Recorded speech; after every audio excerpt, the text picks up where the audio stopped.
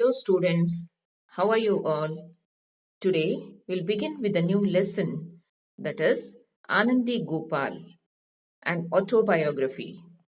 Open your textbook, page number 25, and we'll begin with the pre reading task. Given below are the names of some of the Indian women who are considered great because of their service to India. Identify them and match them with their description. I would like to show you the five pictures of these great five personalities as well as their description, which will help you to find the answers. Bikaji Kama or Madam Kama, one of the most prominent figures in the Indian independence movement. She was a fierce patriot who first unfurled India's flag at an international assembly. So, for which description does Madam Kama can be related to? Yes, the first one. Second personality. Aruna Asaf Ali was an Indian educator, political activist, and publisher. She was born in Bengali family and graduated and worked as a teacher. She was an active member of the Congress party. Can you match with the description, children? Yes, it is the fourth one. Third personality. Indira Gandhi, who was an Indian politician and a central figure of the Indian National Congress. She was the first and to date only Prime Minister of India. Can you identify children? And I feel it's the very easiest one also. Yes, it is a fifth one. Fourth personality. Sister Nivedita was an Irish teacher, social activist, school founder, and a disciple of Swami Vivekananda. She came from distant Ireland to India to serve the people on this land. Yes, the second description matches with the Sister Nivedita. Last personality, Vijayalakshmi Pandit, who was an Indian diplomat and politician who was elected as the first female president of the United General Assembly. Which description matches, children? Yes, it is the third one. Now, once again, we'll recollect with the description of these great personalities. First one, the fierce patriot who first unfurled India's flag at an international assembly. That is Madam Kama. Second one, young Margaret Noble came under the spell of Swami Vivekananda. She came from distant Ireland to India to serve the people of this land. Answer is Sister Nivedita. Third one, Jawaharlal Nehru's sister entered the non cooperation movement. She was the first woman in India to hold a ministerial rank. Answer is Vijayalakshmi Pandit. Fourth, born in a Bengali family, graduated and worked as a teacher.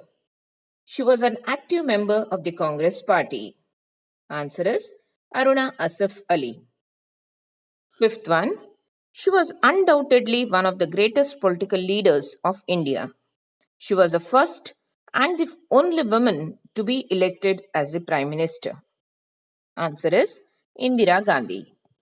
I said you all that we'll start with a new lesson, Anandi Gopal, and autobiography. So, what do we mean by autobiography? It is a story of person's life written by the person himself.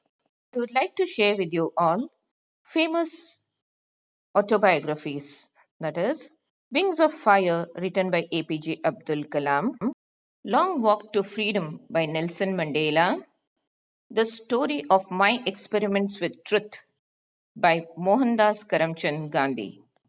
Now we'll see what is biography.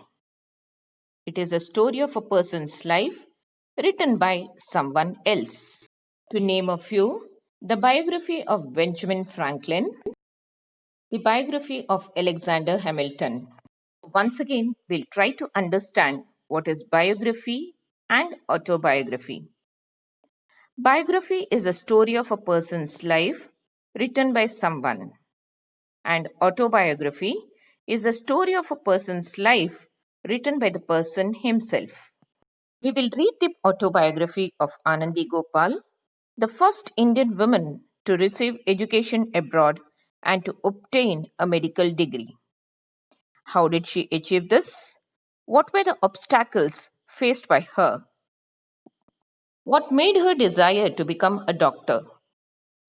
Read her autobiography to get the answers to these questions.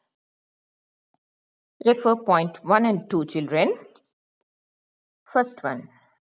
I was born on 31st March 1865 as Yamuna Joshi in Kalyan, a small town near Mumbai. My family used to be the landlords in the town, but had lost their riches. When I was 9 years old, I was married and my name was changed to Anandi. Before my marriage, I could barely read Marathi. Education of girls was not common then, but my husband Gopal Rao was an ardent supporter of widow remarriage and women's education.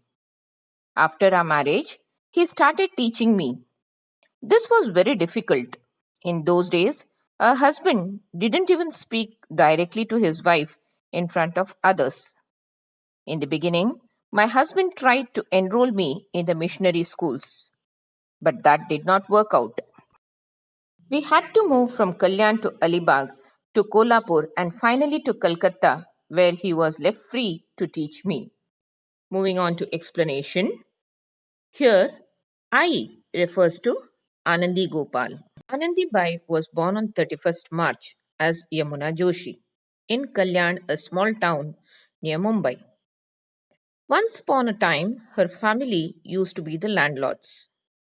When she was 9 years old, she was married to Gopal Rao and her name was changed to Anandi. Education was not common in those days. Anandi was not able to read or write before marriage, but her husband was an ardent supporter. Ardent here refers to strong supporter of widow remarriage and women's education.